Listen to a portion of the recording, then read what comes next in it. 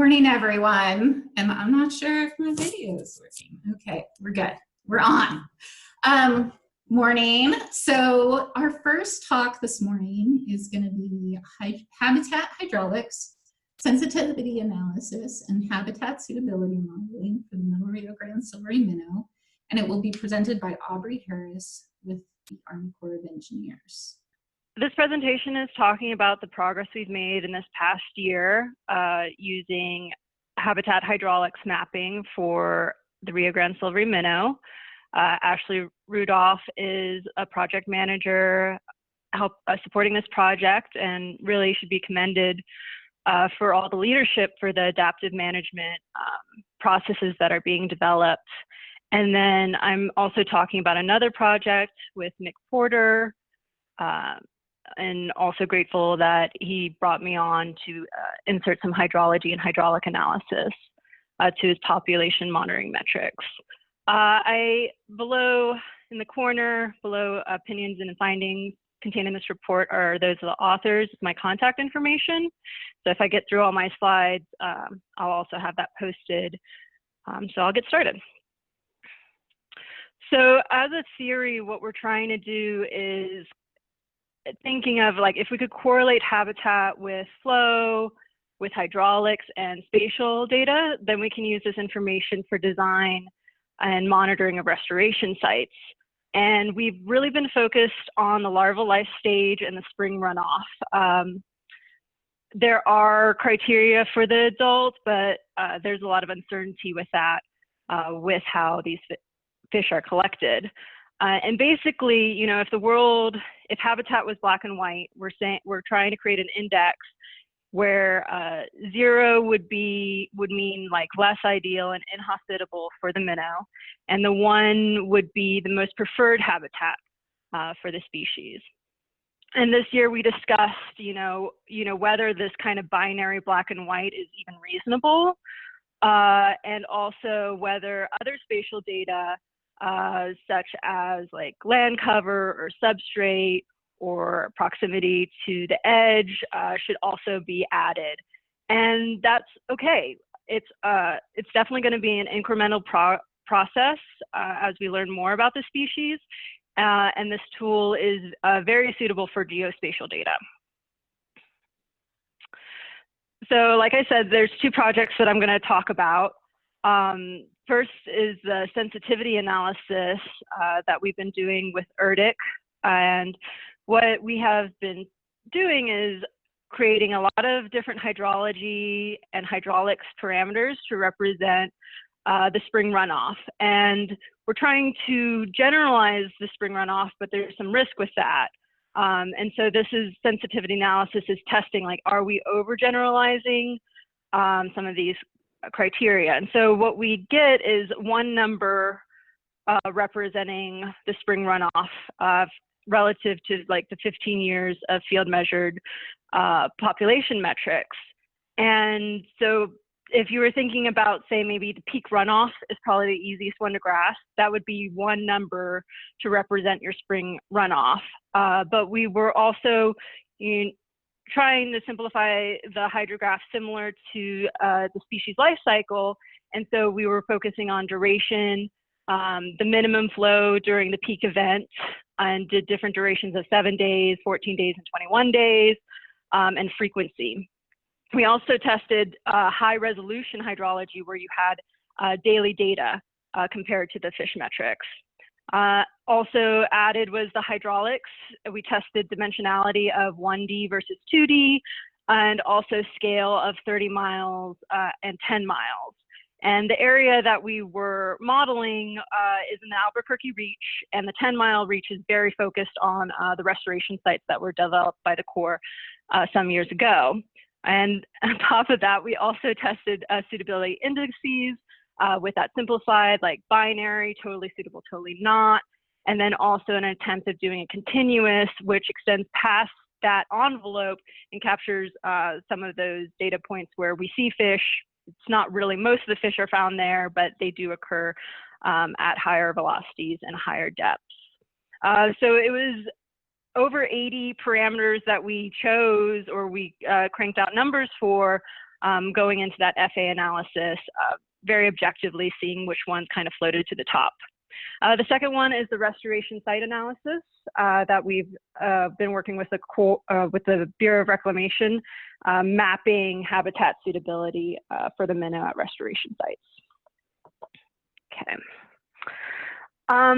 So I know yesterday Thomas made a good point about correlation being how well correlation describes a model. And I also really look forward for us opening the box and seeing really how these correlations come out. But I'm just going to present the data that came out of this. Like I said, there was over 80 parameters that we tested. And in this figure, I have the previous performance metric, which was flow volume. So how much volume of water was entering the Albuquerque Reach. And so the population metric that performed really well with this analysis was the recruit slope. So that's the rate of production during the spring runoff. And that makes sense because we were using larval criteria, and it's also very focused during that life stage of the minnow. And what I'm showing in this figure is that as far as 1D hydraulics, you're almost better off just looking at hydrology data. And that makes sense because 1D assumes only one direction of flow and doesn't really capture flow into the floodplain or that edge habitat. Also interesting is that the binary, totally suitable or totally not, performed really well. And I think that, and better than say the continuous habitat suitability index. And that may be because we didn't draw a very good continuous habitat suitability curve, but we also found that the well-centered assumptions performed better than the comprehensive ones. The example being when we were doing hydrology only and comparing a base season, very well-centered on the spring runoff. We also did a long duration trying to capture those earlier peaks that may occur outside of the typical season, but that kind of just waters down the data. So really well-centered assumptions perform better. Young of year and the October index did not perform as well, which is not really surprising because there's so much of that life cycle that's happening outside of that. And we were really only testing one hydraulics per life cycle through this study. So before I go into the Bureau of Reclamation stuff, I wanted to get ahead with some of the modeling limitations. Like I said, 1D models would not be appropriate. We also found that calibration and validation data was paramount. Your models can run without error and be totally wrong. Starting this, we took for granted that maybe that AgZag 1D model from reclamation is calibrated to water surface elevation, especially at those overbanking flows, but there's just not a lot of data for those high discharges. So that's something definitely to look to in the future. I would also recommend sediment conveyance, sediment transport analysis. While we were doing the validation of the models, things weren't lining up, and looking at previous literature, conveyance capacity of the Rio Grande can change during high runoff events. Also, sedimentation is a point of failure for some of these restoration designs. And I'm just showing in this figure how hydraulic modeling could help with design. Looking at River Mile 112, which eventually had a natural levee form at the downstream outlets, and so no longer inundates at 1,000 CFS. But you can see in the shear stress profile, all I'm showing is higher, lower, higher, lower. The shear stress is changing like that. You may be picking up sediment and depositing it elsewhere, whereas the post runoff has a very smooth energy grade. So changes in site performance. The reclamation study was really focused on the change from the as-built to the post-runoff condition. And this is where we find using that continuous curve is a little better and more informative and intuitive. So with this mapping, when monitoring is occurring at these restoration sites, you know, still iteratively figuring out if this curve is correct, if we're finding fish in what's indicated as preferred areas. What was interesting, and I think important to do when we're evaluating site performance, is linking in hydrology, because even though the site is no longer inundating in the post-runoff condition at 1,000 CFS, the site is contributing a lot during 2,000 and 3,000 CFS discharges. And this is great because it gives you a really clear quantity. We know in 2019 that this site was contributing 60 acre days of larval habitat, and for a regular year it'd be 18 acre days. And also saw some increase of performance just because the hydraulics were a little bit more suitable during that 2,000 and 3,000 CFS. And part of the study was to talk about different orientations. We had 8 different sites: backwaters, lower terraces, and side channels, but they really have a similar engineering approach. The design is to inundate at lower discharges in the surrounding floodplain. Your level of impact is limited by excavation area, and they all have similar points of failure at varying degrees, with natural levee development at the downstream outlets. What we did find was that different floodplain connectivity, like terraces, disconnected floodplains, and perched areas, greatly affects the areas of suitable hydraulics. And so I have some imagery here.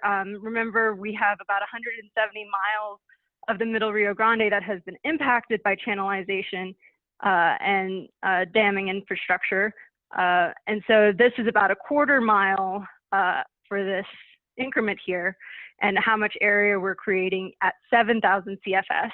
Granted, like, our hydraulics are less certain at that, but even at high discharges, this area of impact is low.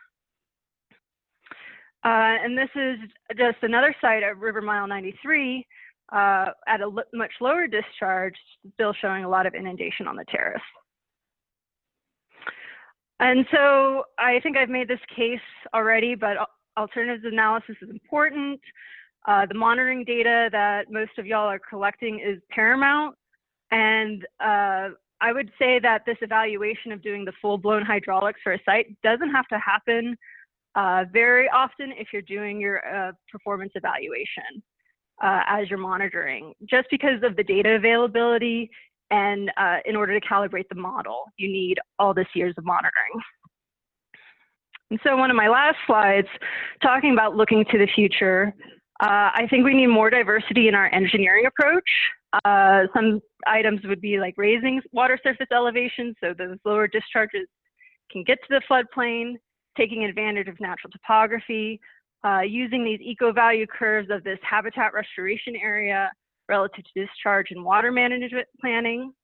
And also, in more of a macro scale, if we're going to do bigger projects, we really need to engage our tribal partners. Tribal partners take up about 18% of the collaborative program signatories, just as big of a group as the federal government, but I don't know, we don't really see that kind of participation from that group. And that's important because we can leverage our diversity in signatories and in our authorities. For instance, the Corps may be able to pursue funding, but we need non-federal sponsors. And also really talk about, you know, what would keep us from doing these larger scale projects. So that's my last slide. I want to thank a lot of people for their involvement in this. I'm just a hydraulic engineer. I do floodplain mapping and the effects of in-stream structures, but it's really the input from the Silvery Minnow specialists that are really making this possible. So thank you. Great, thanks, Aubrey. You probably are all well acquainted with the chat function at this point. We are on the last day. Does anybody have questions that they would like to submit? While people are thinking, I have a question, Aubrey. Can you talk a little bit more about when the binary method versus the continuous method for tracking habitat is appropriate? Well, I think the binary is very well centered for like the big, if we're going to look at large scale like correlations, it's just seemed to focus better. Like I said, because that outside data kind of dilutes the impact of that higher, where more fish are found in that lower velocity, shallower areas. But the continuous, I think part of the problem with the continuous may be, you know, we're just looking at frequencies and histograms, and we probably need more data about where the fish are at what velocities to draw a better continuous shape. And so that could also be contributing to that poor performance on the larger scale. So currently, would you say, like if assessing habitat at a reach scale, a binary method would be more appropriate, but with the data we have addressing habitat at the site scale, perhaps the continuous method would get you the information you want? Yeah, I think that, like, I think of people monitoring and maybe having a map of the discharge and seeing like, okay, this is what my weighted usable area looks like. That may be more intuitive than saying, and more accurate than saying, no, this is not suitable because velocities are a little higher or something like that. Thanks, Aubrey. Okay, Grace has a question here. She says, hi, projects get modeled. I hadn't seen that yet. Can you work with us on the larval fish sampling work we did and see how that can be incorporated? So maybe catch up with Grace after. Yeah.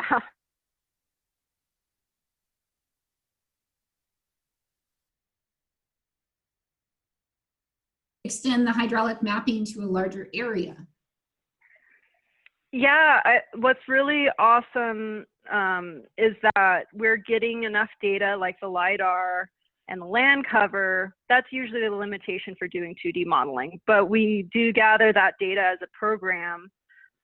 So it is possible to do that. I think the hardest part is the active channel bathymetry and just having enough validation data. Because like I said, you can run a model and it has no error at all, but it's completely wrong. So it is possible. Great. And then Steve Zipper said that, I think in response to Grace's comment, that yes, they sampled both River Mile 114 and River Mile 112 this year. So definitely would like to follow up with them and coordinate afterwards. That puts us right at 10:20. Thank you, Aubrey.